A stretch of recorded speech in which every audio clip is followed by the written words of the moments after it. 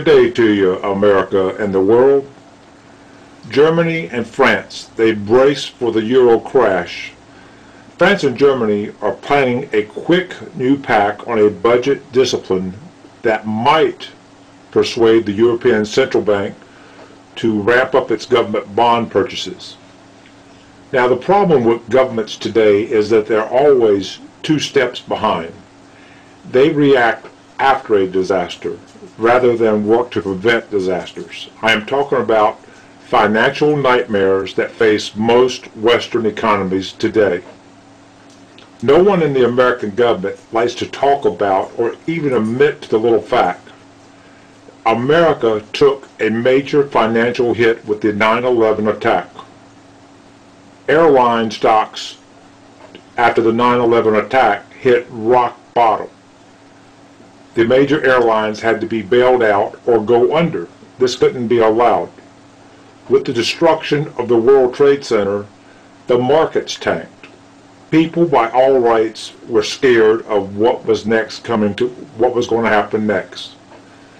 Then our great Congress, they made the giant management mistake by ending or easing lending requirements for home loans a couple years right after 9/11. Now, both parties signed off on easing the lending requirements. The Republicans fought this somewhat, but the Democrats control both houses. Still, the Republicans cannot say they were not part of the problem. President Bush could have vetoed the change in the lending bill, but he did not. That led to the housing market crash. That then led to another financial disaster in the American economy. It just kept cascading.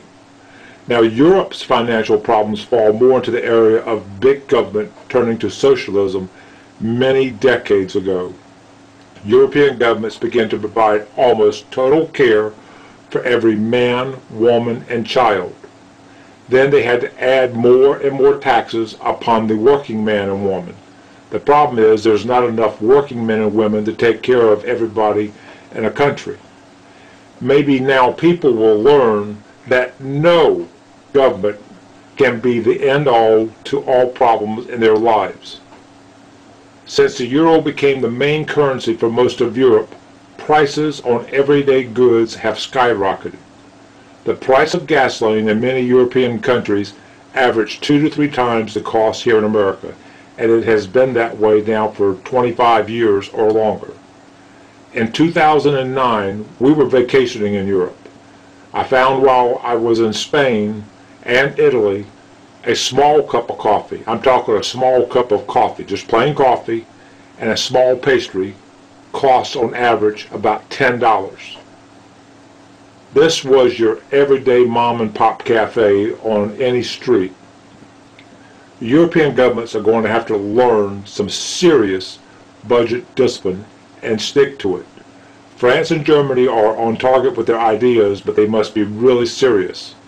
They must hold the countries like Greece and Spain and others accountable, or just let these countries take care of themselves. That might be called tough love by some, but it is just plain reality and the facts of life. Now, I hope you have a very nice day and a fantastic